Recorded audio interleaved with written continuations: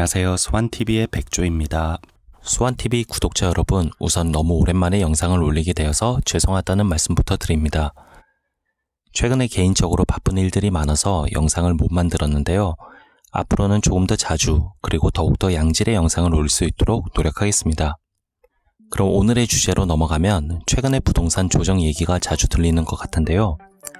따라서 이번 영상에서는 현재 부동산 조정이 위기일까 아니면 기회일까에 대해서 말씀드려보겠습니다. 최근 들어 급매물도 안 팔리네요. 강북 집값 심상찮은 하락세, 집값 하락세 서울 전역 확산되나, 강남 3구도 상승 멈췄다 등의 뉴스 기사들이 자주 보이는 것 같습니다. 그렇다면 과연 현재 부동산의 조정이 정말 하락 전환으로 위기일까요? 아니면 누구에게는 기회일까요?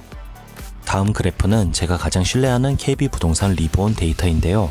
작년 1월부터 올해 2월 말까지 전국 및 서울 아파트 주간 단위 매매 가격 증감률 데이터를 가져왔습니다. 세로축이 증감률 퍼센트 값으로 해당 데이터는 전주 대비 증감률을 나타냈습니다.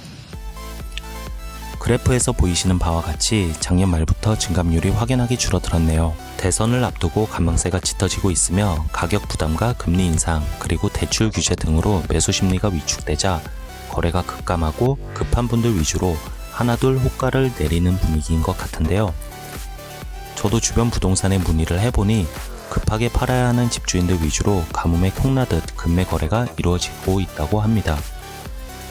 그러면 지금 이렇게 거래가 급감하고 있는 이유는 역대급 가격 부담과 대선 그리고 금리 인상과 대출 규제로 보이는데요. 따라서 금리와 대출 규제와 관련해서 한번 짚어보겠습니다. 우선 금리부터 말씀드려보겠습니다. 22년 2월 말 기준으로 현재 한국 기준금리는 1.25%입니다. 그러면 앞으로 금리가 더 오를까요? 이 부분에 대해서 누군가 저에게 묻는다면 그건 신도 모른다고 말할 것입니다. 그러나 기준금리는 1.25%인데 대출금리는 4%를 넘어서고 있습니다. 예전 다른 영상에서도 말씀드렸듯이 앞으로 미국의 금리 인상을 예의주시해야 하지만 그러나 시중 대출금리는 이미 어느 정도 선반영되어 있다고 생각합니다. 따라서 미국의 금리 인상이 두어 번 단행되더라도 그 충격이 예상보다 크지 않을 것 같은데요. 다음은 대출 규제와 관련해서 보겠습니다. 다양한 대출 규제가 있지만 작년 하반기부터 주택담보대출 총량 규제를 시행했습니다. 대출 총량 규제의 명분은 과도한 가계부채의 관리였습니다. 그러나 사실 대선의 주요 민심이 부동산에 있기 때문에 시장 안정화를 위해 수요를 억제하는 정책을 썼다는 게 더 정확한 해석이라고 봅니다. 미국 금리 인상을 대비해서 금리와 대출 총량을 선제적으로 관리하는 건 맞지만 이걸 명분 삼아 너무 과도하게 규제를 하고 있다고 생각합니다. 이렇게 대출 금리를 급격하게 인상하고 대출 총량을 과도하게 규제한 결과 부동산 시장 수요 역시 과도하게 억제된 상태라고 볼 수 있을 것 같은데요. 즉 수요가 없어졌다 보다 억제된 게 아닐까 생각합니다. 그러나 이 상황을 계속 유지할 수 있을까요?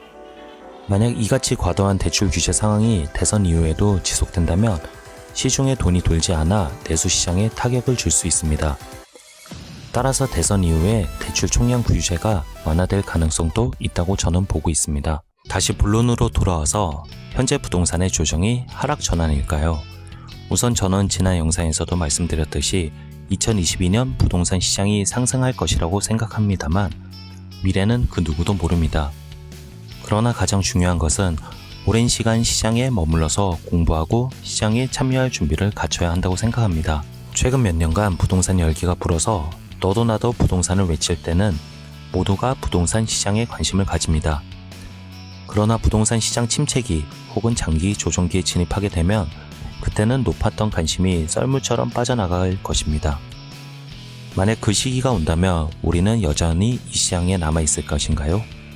그런 혹독한 시기가 왔을 때 시장에 계속 남아서 관심을 가지는 사람들은 아마도 지금처럼 많지 않을 것입니다.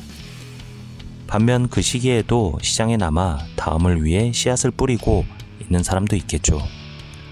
진짜 투자자들은 온 국민이 관심을 가질 때 투자한 사람들이 아니고 수년 전 아무도 관심 없을 때 부동산 등의 자산을 세팅해 놓은 분들입니다. 그분들은 어떻게 그럴 수 있었을까요?